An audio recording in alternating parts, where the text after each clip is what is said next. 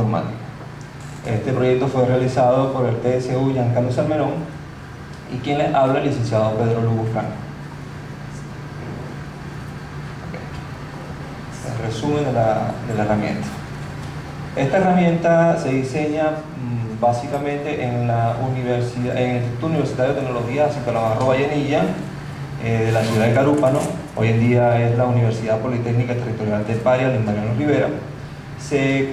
Desarrollamos esta herramienta porque en el año 2007 ingresan a esta universidad los estudiantes con discapacidad visual, uno de los cuales soy yo, y los profesores, cuando ingresamos, casi que le da un infarto, una crisis, ¿no? Porque ¿cómo hacían para trabajar con una persona con discapacidad y visual, sobre todo?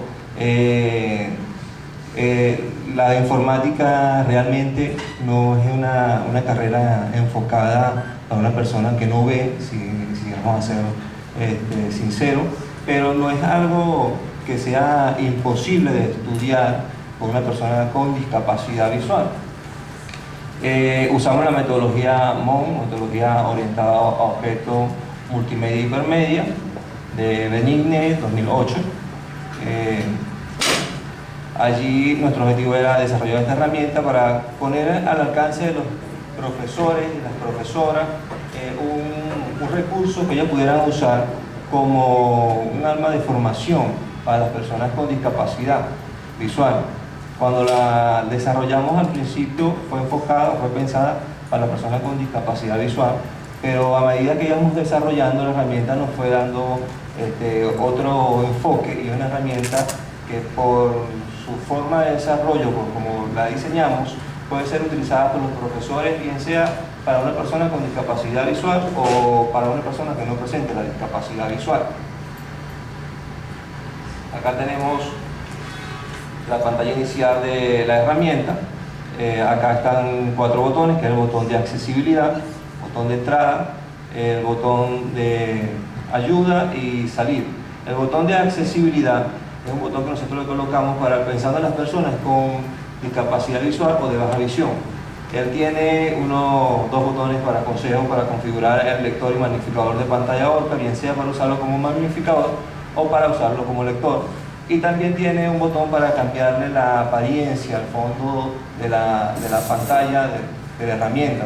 Puede cambiar a un color oscuro, un color un poco menos oscuro, y el color principal original de la herramienta.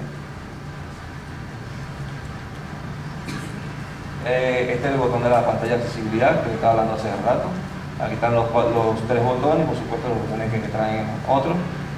Ya les dije que el botón de accesibilidad, cuáles son los cambios que hace. Si ustedes pulsan alguno de los 3 botones, bien sea el de la apariencia o el del consejo para configurar Orca o para configurar el magnificador, le va a decir cómo hacerlo.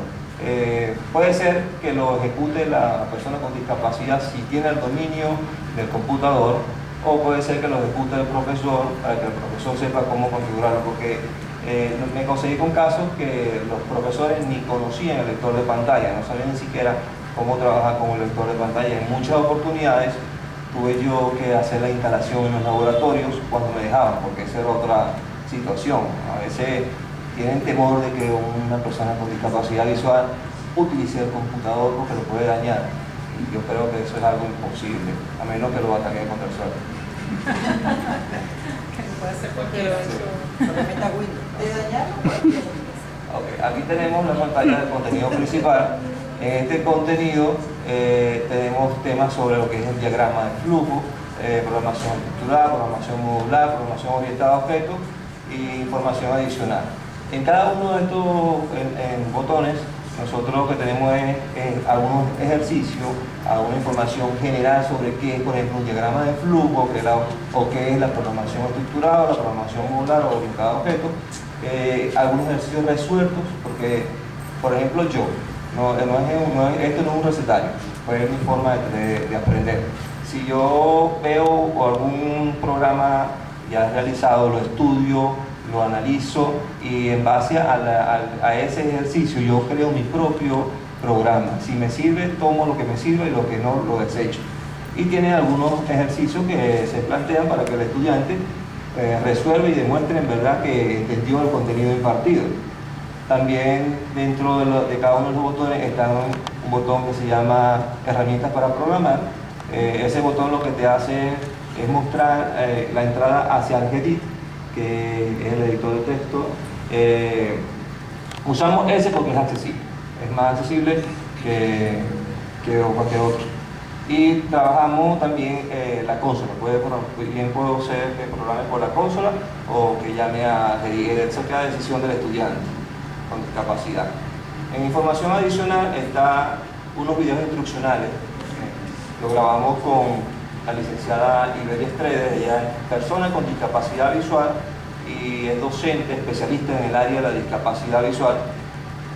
Nosotros lo que hicimos fue explicarle a ella, que no conoce nada de informática por cierto, cómo se construye un algoritmo, que es un diagrama de flujo, lo más básico, porque la herramienta fue pensada al principio para la programación básica, y en base a eso diseñamos algunos algoritmos muy sencillos y ella nos explicó a raíz de la explicación que le dimos nosotros. O sea que no es tan complicado como los profesores algunas veces lo ven. Tiene también un manual instruccional que fue diseñado por la profesora, la magíster Inmarly Silva. Ella es docente de esta universidad, trabaja en el departamento de informática y ella creó como trabajo de grado un manual que, pues, repito, no es un recetario, no existe una receta para trabajar con una persona con discapacidad. Así como un estudiante X que no presenta discapacidad tiene un desempeño diferente a cualquier otro de sus compañeros, también lo tiene la persona con discapacidad. Ok, esta herramienta está en desarrollo. Esta es una propuesta que tenemos mi compañero y yo de diseñar una aplicación y un dispositivo que permita a la persona con discapacidad visual que escriba braille hacer sus exámenes, porque fíjense, es complicado yo cargar, por ejemplo, mi portátil para todos lados. Por mi sitio de trabajo, soy docente de un KIDB, aparte de ser informático. Y hay sitios donde no puedo ir con la computadora por cuestiones de seguridad. Entonces, yo presento mis exámenes en braille. No me gusta que un docente venga y me diga, bueno, no importa que yo tengo el examen oral. Si el examen es oral para los 30, 40, 50 o 100 estudiantes, yo lo presento oral. Si es escrito, lo presento en braille. Esa es mi condición. A menos que tenga mi computadora, también la puedo presentar escribiendo en mi computadora. Entonces, empieza la especie del profesor. ¿Y cómo yo hago para entender esto? ¿Cómo si yo no sé braille?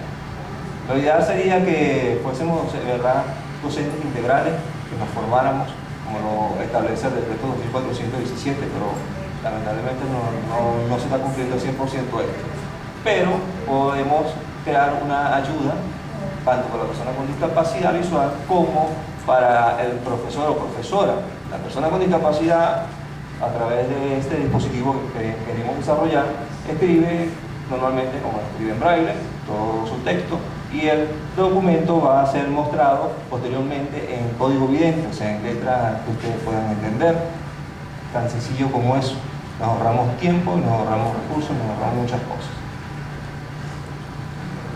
Mensaje final. Las personas, al igual que las aves, son diferentes en sus vuelos, por igual en su derecho a volar. Ser diferente es algo común.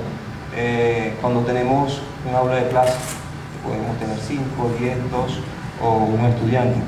No podemos pretender que si tenemos un aula de clase con 20 estudiantes, todos los 20 estudiantes sean estudiantes de 20 puntos. Eso es mentira. Tengan o no tengan discapacidad, el desempeño del ser humano va a ser siempre totalmente diferente. Lo único que tenemos que enfocarnos y tratar de explotar es la potencialidad o las capacidades de cada individuo. A partir de allí vamos a obtener el mejor fruto de ese estudiante. Gracias por su atención. ¿Alguna pregunta?